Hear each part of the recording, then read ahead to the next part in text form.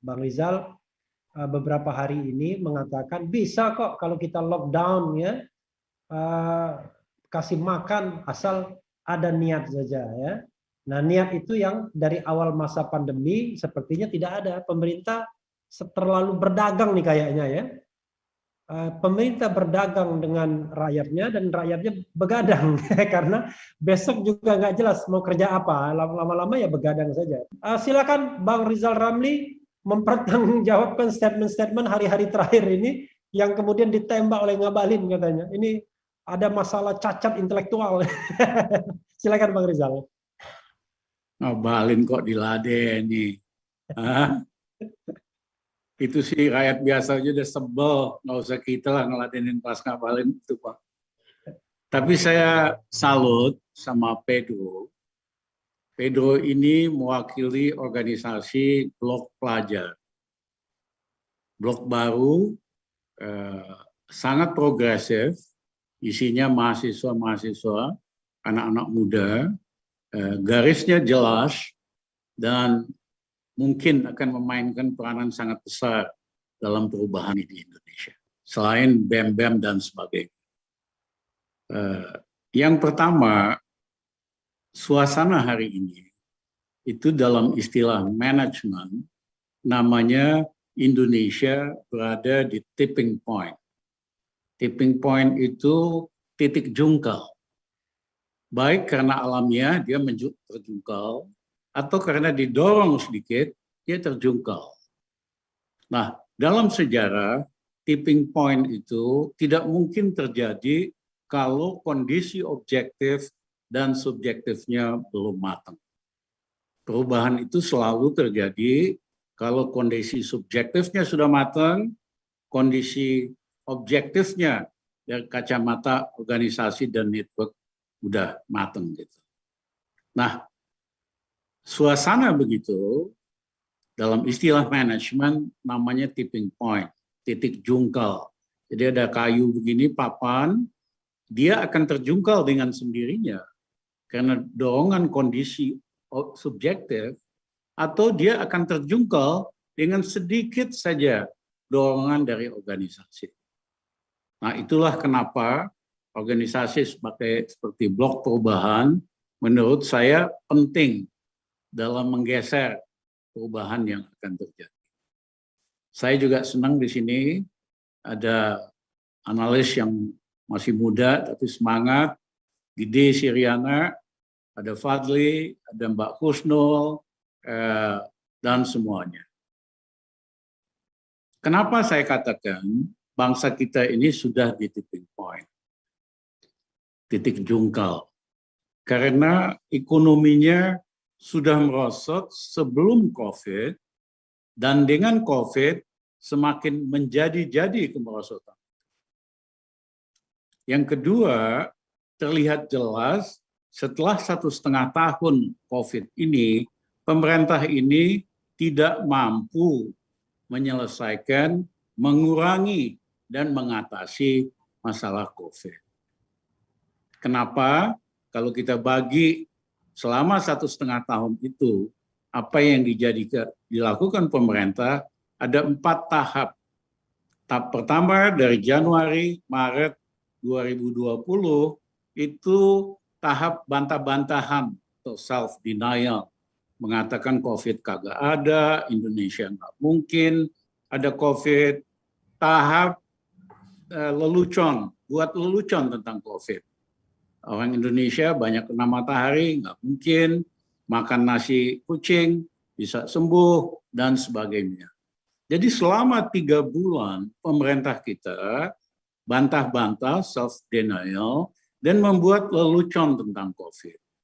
Termasuk menyewa buzzer 78 miliar untuk menyesatkan rakyat bahwa COVID tidak ada dan tidak penting, termasuk menghabiskan uang sekian puluh miliar untuk kasih insentif kepada turis asing masuk ke Indonesia. Ini kan luar biasa. Mohon maaf, Pak, saya pakai bahasa Sunda, luar biasa dongoknya nih. Ya, Itu bahasa negara yang kena COVID, tetangga dari Cina adalah Vietnam. Begitu di Vietnam terjadi Desember 2019, Januari dia tutup semua perbatasan. Sehingga dampak COVID terhadap Vietnam relatif kecil. Demikian juga dengan Taiwan. Itu, ya kan, dekat banget sama China daratan. Setiap tahun ada puluhan juta turis dari Cina daratan datang ke Taiwan. Presidennya perempuan pinter, teman saya, dia tutup itu langsung. Nggak ada turis asing bisa masuk. Sehingga Taiwan nggak kena COVID di round pertama. Demikian juga dengan presiden perempuan di New Zealand, dia lock out aja itu. Dia lockdown semuanya, akhirnya nggak ada impactnya sama sekali. Sementara pemerintah, mohon maaf sekali saya pakai istilah dongok gini, ya itu malah kasih insentif turis asing masuk, kasih TKA Cina masuk nggak berhenti-berhenti, hanya karena kepentingan bisnis seorang pejabat, bukan juga demi kepentingan nasional. Nah, jadi 3 bulan yang pertama kita kehilangan momentum untuk menyelesaikan kasus COVID ini dalam cepat. Nah, kemudian tahap kedua, momen kedua, 3 bulan berikutnya, mulailah panik, mulailah nyusun anggaran, dan digede-gedekan semua anggaran pengeluarannya. Menurut KPK, EBPK, tahun 2020, mereka sudah habiskan 1.035 triliun rupiah katanya untuk menyelamatkan ekonomi dari COVID. Saya nggak jelas kemana itu uang. Ya, banyaklah uang 1.035 triliun itu. Kok nggak ada tanda-tanda bahwa uang yang katanya untuk menyelamatkan Indonesia dari COVID dan ekonomi punya dampak baik terhadap pengurangan COVID maupun terhadap perbaikan ekonomi. Kagak ada dampaknya sama sekali. Bahkan COVID meningkat lebih besar. Nah, hanya ada 2 kemungkinan. Satu, uang 1.035 triliun itu dipakai bancaan oleh para pejabat. Yang konkret bansos lah. Kalau menurut Pak Novel Baswedan, 100 triliun yang ditilep dari bansos. Ya, korupsi paling besar dalam sejarah Republik Indonesia sejak kemerdekaan 17 Agustus 45.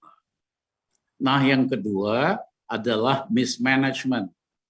Jadi anggarannya ada, tetapi tidak dipakai untuk mengurangi COVID.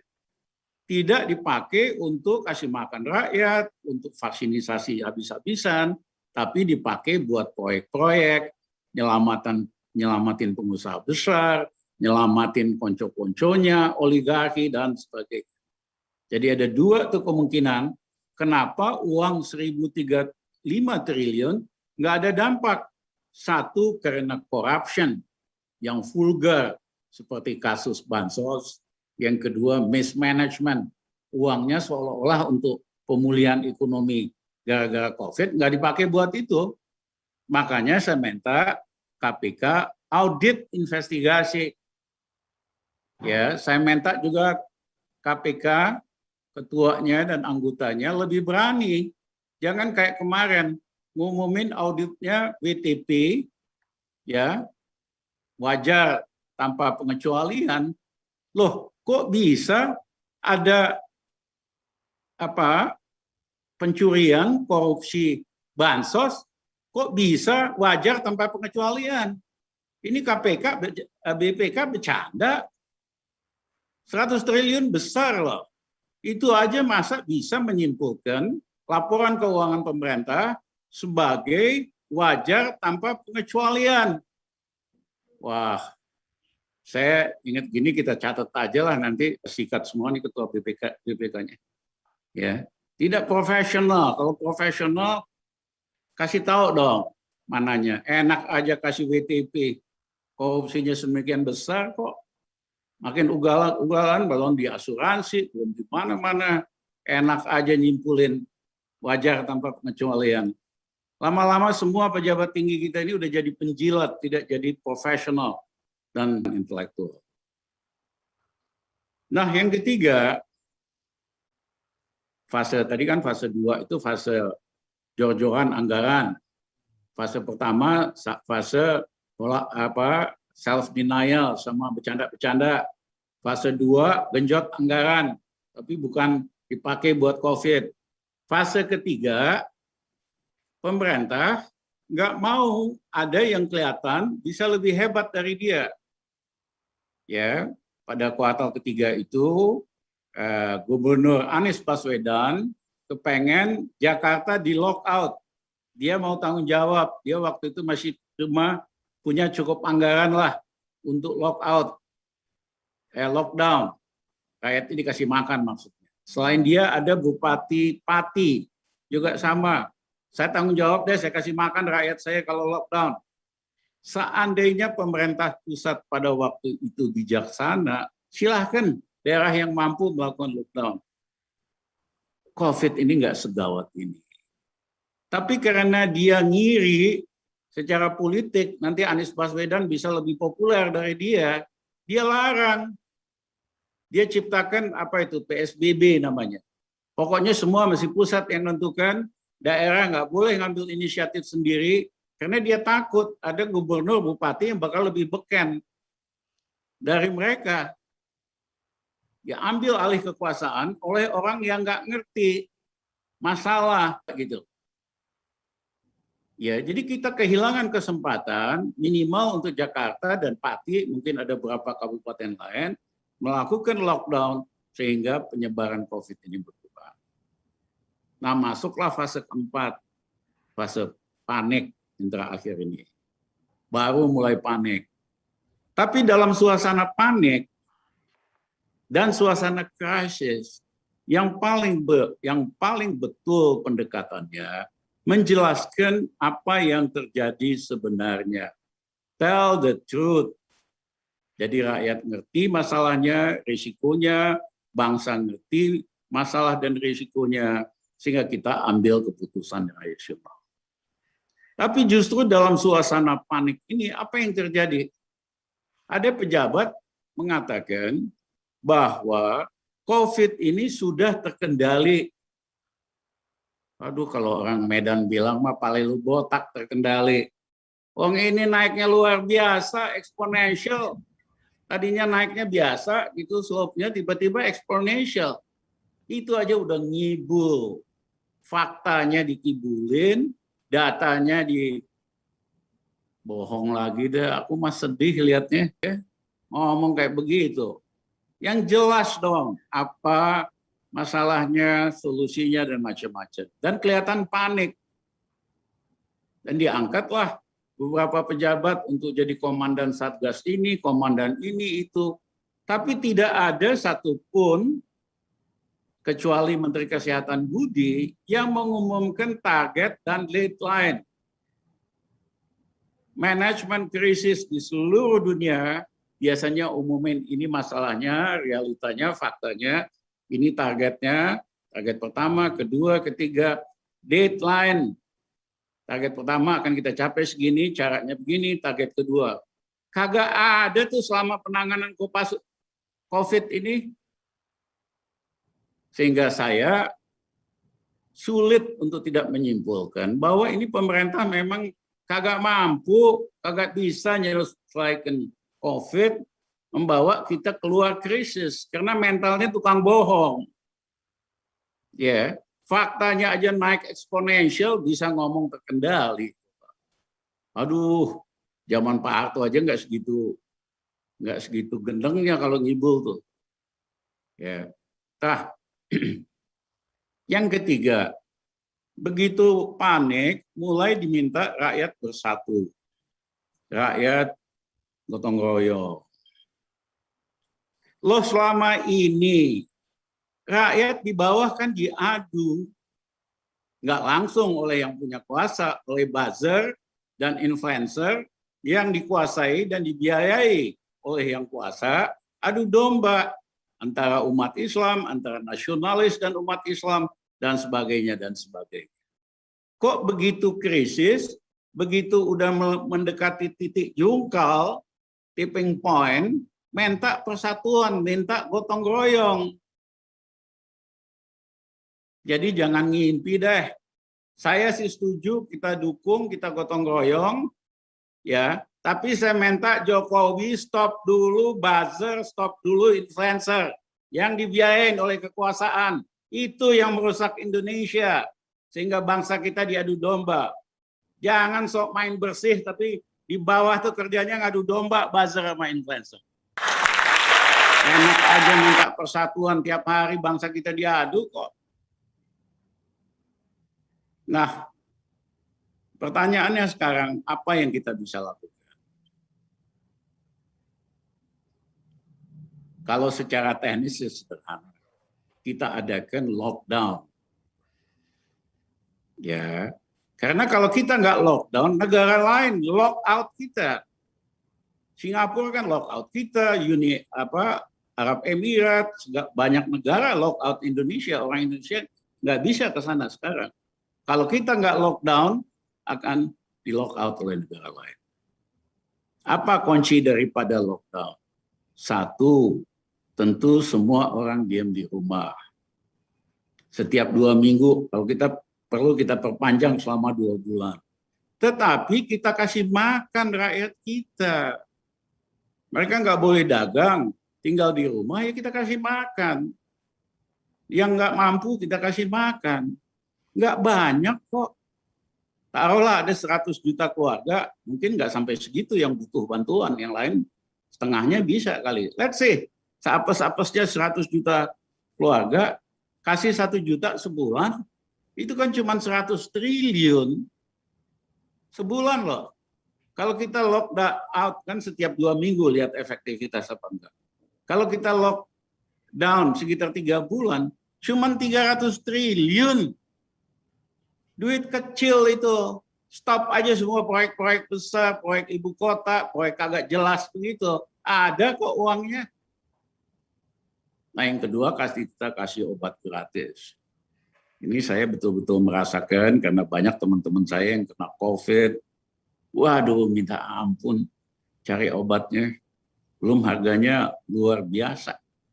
Ya, ada yang obatnya itu infusnya 8 juta satu botol kecil, bisa 4 kali.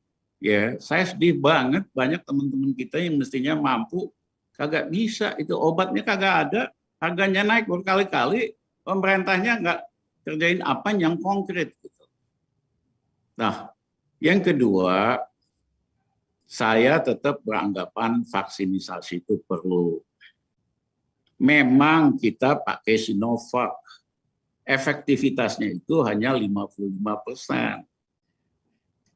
Artinya dari 100 yang disuntik, ya 55% imunnya bagus. Sisanya 45% enggak, bisa kena lagi. Itulah kenapa Eropa, Amerika tidak boleh pakai Sinovac. Itulah kenapa Arab, Saudi Arabia dan Singapura nggak mau Sinovac. Rakyat kita dijadiin kelinci percobaan pakai Sinovac. Tapi apapun kita perlu divaksinasi. Nah saya sarankan kita beli dong Pfizer, beli dong yang lain-lain Moderna atau lain-lainnya AstraZeneca. Jangan pakai lagi Sinovac, iya kan? Ada uang kok kalau mau. Ya, kalau ngitung itu aja nggak bisa, datang deh ke rumah saya, tak ajarin bagaimana nyari duitnya. Kalau segitu gebeknya gitu aja kagak bisa gitu loh. Nah, vaksinisasi ini kita harus lakukan untuk 180 juta rakyat Indonesia. Ya, untuk mencapai istilahnya itu herd immunity 70%. Artinya harus ada 360 juta suntikan. Nah, untuk bisa mencapai target ya 180 hari, kita mesti vaksin 1 hari 2 juta orang disuntik. Bisa kalau kepemimpinannya hebat. Biden, dia dilantik 15 Januari 2021. dia bilang pokoknya sebelum hari kemerdekaan 4 Juli, kita harus sudah bebas dari masalah COVID. Maksudnya sebagian besar udah nggak ada masalah. Tercapai itu. Hanya 5 bulan lebih dia kuasa. Sebagian orang Amerika lebih udah divaksin, masalah selesai. Nah ini target gini aja, pemerintah kagak ada, kagak punya. Yang ada ngomong gede, yang ada mob, istilah Medannya tuh mob. Lot of mob. Ya, bluffing, bluffing, bluffing. Mana targetnya? Mana deadline-nya? Ya, nah menurut saya itu yang harus dilakukan, divaksinasi. Yang ketiga, yang sakit tentu dipisahkan, dikasih obat dan sebagainya. Duitnya ada nggak? Ada banget. Kalau ada pejabat bilang kagak ada, ya nggak usah jadi pejabat dah. Apalagi ekonom bilang kagak ada duitnya. Oh gampang kok. Pengeluarannya nggak perlu di stop dulu, alihkan ke sini. Ya seperti saya katakan, buat kasih makan 100 juta keluarga, sebulan cukup 100 triliun. Kalau kita lockdown 3 bulan, 300 triliun. Maksimum ekstra obat-obat sampai 400 triliun. Masa nggak punya uang segitu? Ngutangnya aja udah berapa triliun. Yang kedua, kita harus vaksinasi 1 hari 2 juta selama 180 hari supaya tercapai herd immunity. Ya, dan jangan lagi pakai Sinovac. Pakai Pfizer dong, pakai AstraZeneca dan lain-lain. Karena kalaupun kita disuntik sama Sinovac, kita kemana-mana nggak bisa, ke Eropa nggak bisa, ke Singapura nggak bisa, ke Eropa juga, Amerika nggak bisa. Nah, jadi itu jawaban teknis. Pertanyaannya, ini pemerintah mampu nggak melakukan ini? Saya mohon maaf, nggak mampu, boro-boro mikir aja kagak arah solusi gitu. Pemimpin krisis itu kan mikir selalu prioritas tindakan, deadline, sama target-target. Ini saya nggak pernah tuh lihat pejabat-pejabat Jokowi bicara target, bicara deadline, kita dikibulin terus. Nah jadi kalau memang nggak mampu, pilihannya cuma sederhana. Itu aja kalau nggak bisa, ya tinggal mundur dengan baik-baik, kita maafin atau diundurkan. Kembali ke istilah saya tadi, tipping point itu, ya titik jungkal akan menjungkal sendiri karena perkembangan situasi ilmiah, rakyat udah marah dan lain-lain, atau barangkali didorong sedikit aja. Terima kasih. Terima kasih, mohon maaf. Ya, Bang Rizal, terima kasih ya. Sobat, kerabat, dan pemirsa sekalian,